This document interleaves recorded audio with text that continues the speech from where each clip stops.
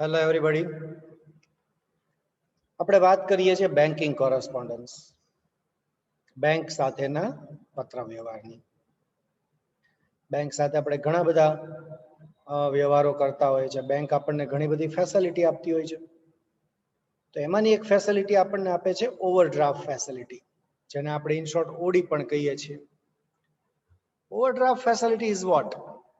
તો ભાઈ, હું એકાઉન્ટ હોલ્ડર છું XYZ બેંકનો, અને એ બેંકના મારા એકાઉન્ટની અંદર 50,000 રૂપીસ બેલેન્સ છે.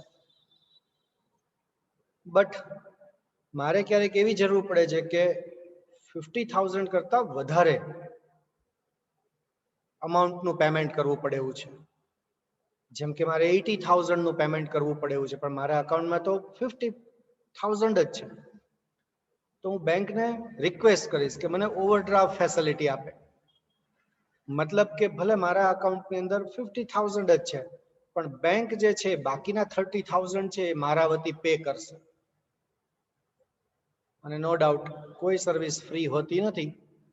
મેં તમને પહેલા પણ કીધેલું છે. બેંક જે છે એ મારા વતી જે વધારાના 30,000 ચૂકવશે, એના પર બેંક છે શું કરશે? ઇન્ટરેસ્ટ વસૂલ કરશે, મારી પાસેથી વ્યાજ લેશે. રાઈટ?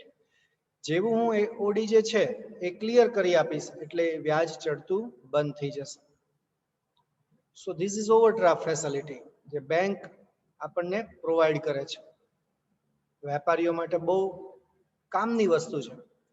ઘણા બધા વેપારીઓ અવારનવાર ઓવરડ્રાફ્ટ ફેસિલિટીનો ઉપયોગ કરતા હોય છે.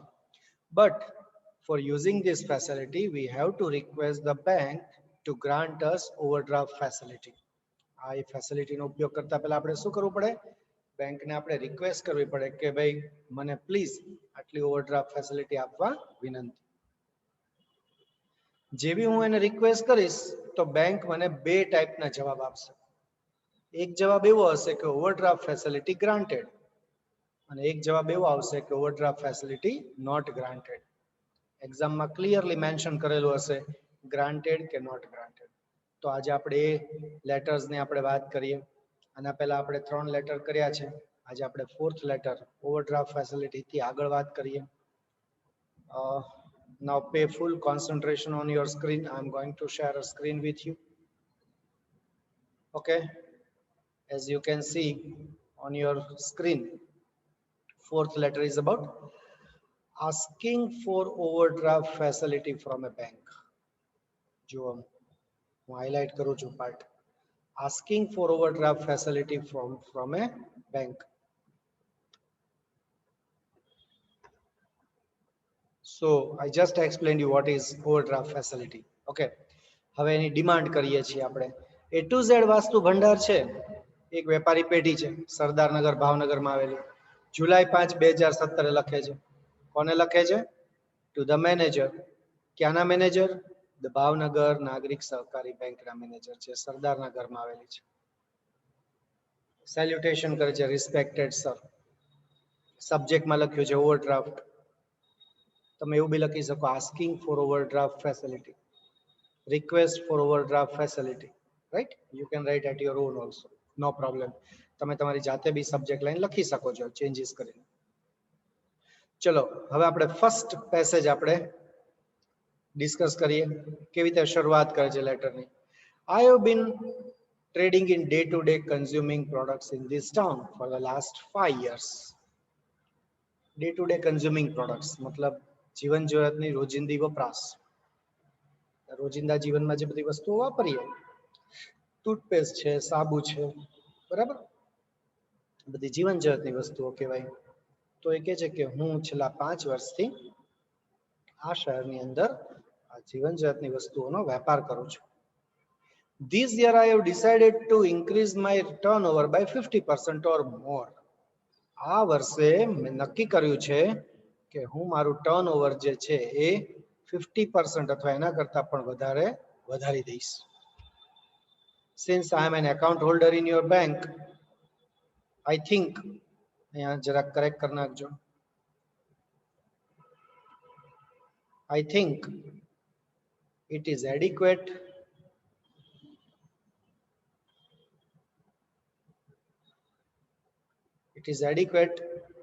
to have overdraft from you. એ કહે છે કે ભાઈ જેમ કે હું તમારા બેંકમાં હું એકાઉન્ટ હોલ્ડર છું એટલે તમારી બેંક પાસેથી લોન લેવી મને સરળ રહેશે. જુઓ શું કીધું? આઈ થિંક અહીંયા કરેક્શન કરી નાખજો.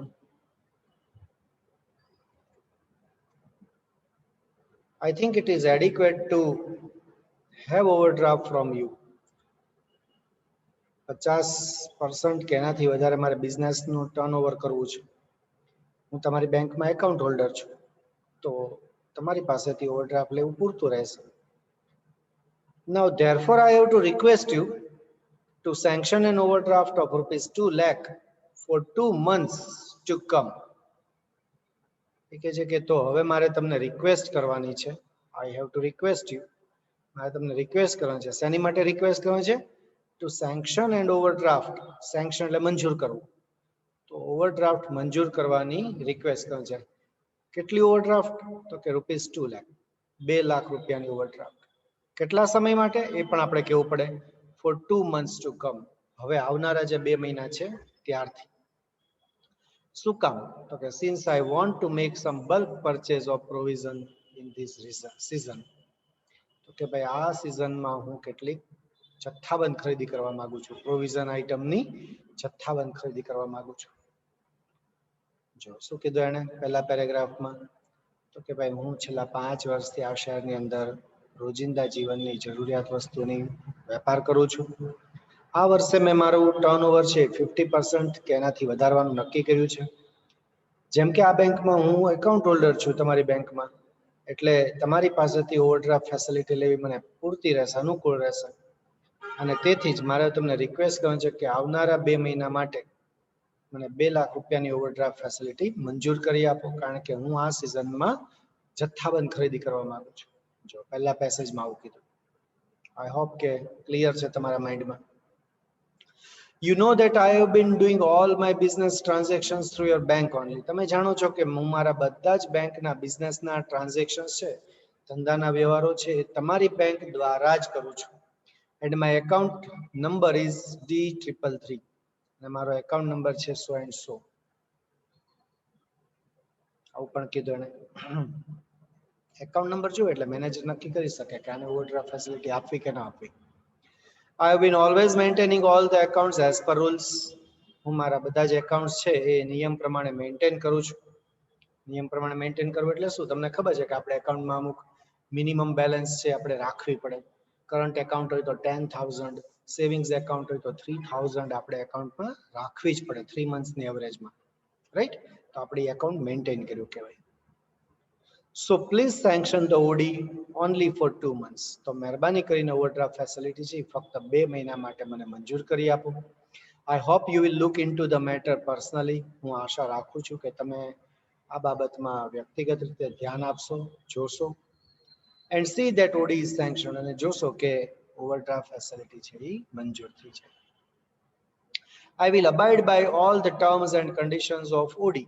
ઓવરડ્રાફ્ટની જે કઈ શરતો હશે એનાથી હું બંધાઈશ. વર્ડ્સ આપણે અગાઉ આવી ગયા છે, બરાબર? I am waiting for your positive reply. હું તમારા હકારાત્મક જવાબની રાહ જોઉં છું. Thank you very much. તમારો ખૂબ ખૂબ આભાર. જો યોર્સ ફેથફુલી, આપનો વિશ્વાસુ A to Z વસ્તુ ભંડાર વતી VS મહેતા પાર્ટનર છે ને. તો જુઓ આપણે આજે આજના લેક્ચરમાં પહેલું જ લેટર કર્યો. A to Z વસ્તુ ભંડાર છે એ ભાવનગર નાગરિક સહકારી બેંકના મેનેજરને ઓવરડ્રાફ્ટ ફેસિલિટી માટે રિક્વેસ્ટ કરતો લેટર લખે છે, રાઈટ?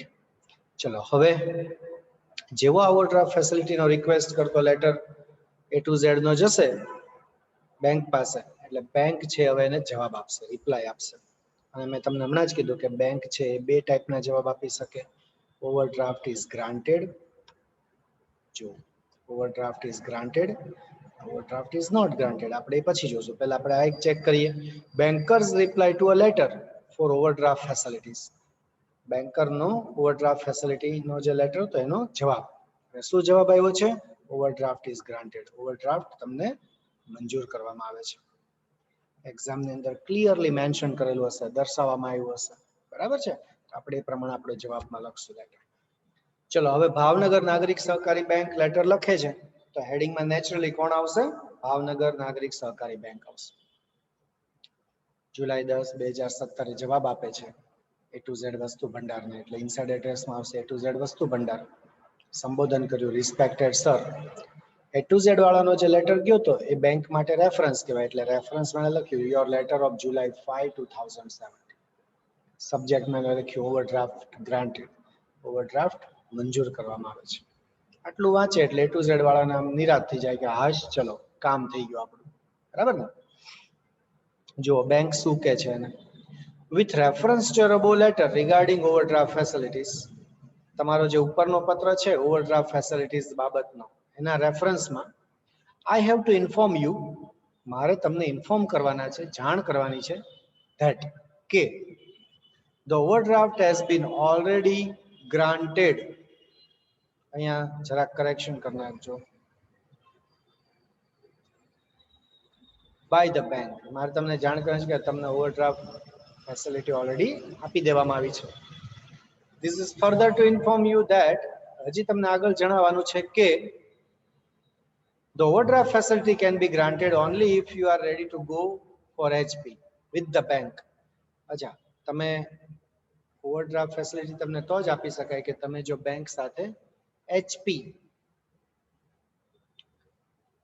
થી જોડાઓ. Hypothecation, HP is what? Hypothecation. આપણા પર કોઈ એક જાતનો ઉપકાર કરે તો એ હાઇપોથિકેશન કહેવાય. You will be required to maintain the register of the goods stored by you. તમે જે કાંઈ માલ, ગુડ્સ મતલબ માલ, તમે જે કાંઈ માલ તમે સંગ્રહ કરો સ્ટોરમાં, એનું તમારે એક રજિસ્ટર પણ મેન્ટેન કરવું પડશે. And will be allowed to sell the goods after making the payment of the same. અને તમે એનું પેમેન્ટ કરી નાખો બધો માલ સામાન, પછી જ તમને માલ વેચવા દેવામાં આવશે. The bank also reserves all the rights to continue or discontinue the overdraft. Bank છે એની પાસે હક રહેશે તમારી ઓવરડ્રાફ્ટ ફેસિલિટી જે ચાલુ રાખવી કે બંધ કરી દેવી, એનો હક કોની પાસે રહેશે? બેંક પાસે રહેશે.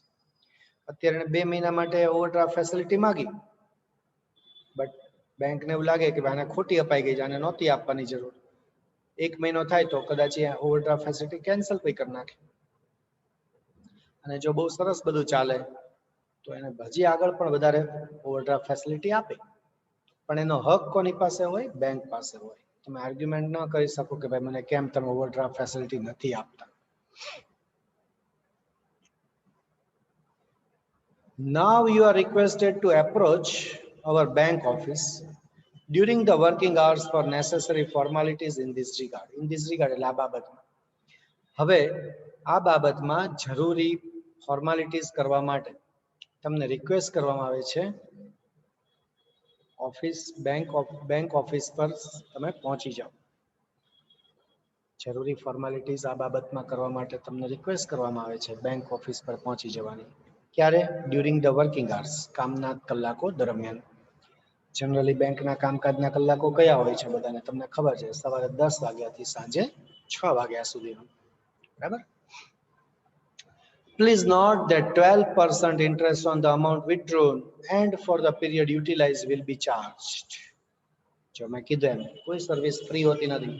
એ સ્પષ્ટતા કરે છે કે મહેરબાની કરીને નોંધજો કે તમે જેટલી રકમ ઉપાડશો ઓવરડ્રાફ્ટમાંથી અને જેટલા સમય માટેનો ઉપયોગ કરશો, યુટિલાઇઝ કરશો, એના પર 12% ઇન્ટરેસ્ટ છે વસૂલ કરવામાં આવશે, લેવામાં આવશે. You will be required to settle your overdraft account within 60 days from the day you start withdrawal from the same account. તો કે ભાઈ તમે આ જ એકાઉન્ટમાંથી પૈસા ઉપાડવાનું ચાલુ કરો ત્યાંથી 60 દિવસમાં તમારે એકાઉન્ટ છે એ સેટલ કરી દેવાનું હશે. 60 દિવસ એટલે 2 મહિના થયા ને. 2 મહિના માટે ઓવરડ્રાફ્ટ ફેસિલિટી માંગી છે તો 2 મહિના સુધીમાં એને શું કરી દેવું પડે? જેટલી રકમ ઉપાડી એટલી પાછી બેંકમાં જમા કરાવી દેવી પડે. Thank you very much. તમારો ખૂબ આભાર, આપનો વિશ્વાસ. ભાવનગર નાગરિક સહકારી બેંક વતી આરસી શાહ મેનેજર ઇન્ચાર્જ અને લેટરની સાથે એક પેમ્ફલેટ જોડે છે ઓવરડ્રાફ્ટ ફેસિલિટી બાબતમાં, એટલે એને લખ્યું એન્ક્લોઝરમાં પેમ્ફલેટ. જો એ ટુ ઝેડ વસ્તુ ભંડારે, એ ટુ ઝેડ વસ્તુ ભંડારે ભાવનગર નાગરિક સહકારી બેંકના મેનેજરને ઓવરડ્રાફ્ટ ફેસિલિટી માંગતો લેટર લખ્યો. એના અનુસંધાનમાં બેંકરે રિપ્લાય આપ્યો, ઓવરડ્રાફ્ટ ઇઝ ગ્રાન્ટેડ. બટ મેં કીધું એમ કે તમને કોઈને કોઈ કારણોસર ઓવરડ્રાફ્ટ ફેસિલિટી ન પણ મળે તો આપણે એ પણ જોઈએ કે ભાઈ ઓવરડ્રાફ્ટ ફેસિલિટી નોટ ગ્રાન્ટેડ. હવેનો લેટર આપણો એવો છે 6th લેટર કે ભાઈ banker's reply to a letter for overdraft facilities and overdraft is not granted. જો ઓવરડ્રાફ્ટ ઇઝ નોટ ગ્રાન્ટેડ છે ને, તો લખનાર છે ભાવનગર નાગરિક સહકારી બેંક, એનું address, date, inside address, salutation, આ બધું જ તમારા માઇન્ડમાં ક્લિયર છે. Reference is also okay. સબ્જેક્ટમાં લખ્યું છે ઓવરડ્રાફ્ટ નોટ ગ્રાન્ટેડ. આ નોટ શબ્દ છે એ ખાસ ધ્યાન રાખવાનું. Overdraft not granted. પહેલામાં એવું હતું કે ઓવરડ્રાફ્ટ ગ્રાન્ટેડ, અહીંયા ઓવરડ્રાફ્ટ નોટ ગ્રાન્ટેડ. ઓકે. જો with reference to the above letter regarding overdraft facilities, I am sorry to inform you that the bank has not granted OD for the time being. જે આપણે ઉપર sentence જોયું હતું એ જ છે, ખાલી થોડાક ચેન્જીસ છે. જુઓ, તમારા ઓવરડ્રાફ્ટ ફેસિલિટીના લેટરની બાબતમાં, ઉપરનો જે લેટર છે એની બાબતમાં I am sorry to inform you, sorry કીધું, તમને જણાવતા હું દિલગીર છું that કે the bank has not granted OD for the time being. હાલ પૂરતી, ટાઈમ બિંગ એટલે હાલ પૂરતી તમને અત્યારે ઓડી છે બેંકે મંજૂર કરી નથી. The bank has sent for the approval list of the items falling under the banned commodities. બેંકે બેન્ડ કોમોડિટીઝ એટલે જીવન જરૂરિયાતની વસ્તુ, પણ એમાં અમુક જીવન જરૂરિયાતની વસ્તુ ઉપર પ્રતિબંધ આવી ગયો હોય ગવર્મેન્ટ તરફથી. તો પહેલા તો એ કહે છે કે બેંક છે એને આ જે પ્રતિબંધિત વસ્તુઓ છે એનું એક લિસ્ટ મગાવ્યું છે. As soon as it is made available, જેવું એ લિસ્ટ મળી જશે, the OD will be granted to all our customers as per rules. જેવું એ લિસ્ટ મળી જશે તો તરત જ અમારા બધા જ કસ્ટમર્સને નિયમ પ્રમાણે ઓવરડ્રાફ્ટ ફેસિલિટી આપી દેવામાં આવશે. By the time, ત્યાં સુધીમાં you are requested to supply the list of specified items you intend to purchase. તો ત્યાં સુધીમાં તમે એક કામ કરો કે તમે જે વસ્તુઓ ખરીદવા માંગો છો બલ્કમાં એનું એક લિસ્ટ તમે અમને મોકલી આપો. If by chance they do not fall under the title of essential commodities, the bank will consider your demand in favor without further delay. By chance જો એ બધી તમારી વસ્તુઓ છે એ એસેન્શિયલ કમોડિટીઝમાં નહીં આવતી હોય તો બેંક છે જરા પણ વિલંબ કર્યા વગર તમારી ડિમાન્ડ છે એ ધ્યાનમાં લેશે, કન્સિડર કરશે, તમને ઓવરડ્રાફ્ટ ફેસિલિટી આપી દેશે. Please contact the officer in charge of OD for further details during the working hours of the bank. બેંકના કામકાજના કલાકો દરમિયાન મહેરબાની કરીને ઓફિસર ઇન્ચાર્જ છે ઓવરડ્રાફ્ટ ફેસિલિટીના એને કોન્ટેક્ટ કરો વધારે માહિતી માટે. Thank you very much. તમારો ખૂબ આભાર. આપનો વિશ્વાસુ ભાવનગર નાગરિક સહકારી બેંક વતી આરસી શાહ, મેનેજર ઇન્ચાર્જ. જો તો આજે આપણે 3 લેટર એવા કર્યા, બરાબર, 4, 5 ને 6 letter asking for overdraft facilities from the bank, જેમાં A to Z વાળાએ બેંકના મેનેજરને ઓવરડ્રાફ્ટ માટે રિક્વેસ્ટ કરી.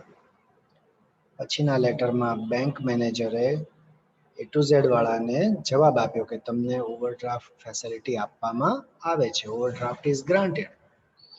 અને પછીના લેટરમાં બેંકરે જ A to Z વાળાને જવાબ આપ્યો કે ઓવરડ્રાફ્ટ તમને આપવામાં આવતી નથી. Okay, so today we discussed 3 more letters. I hope you could understand it. Still, if you have any doubts, you can ask me. કાંઈ બી ડાઉટ્સ હોય તો મને તમે પૂછી શકો છો. નેક્સ્ટ લેક્ચરમાં આપણે આગળ વાત કરશું. Till then, bye, see you all, take care.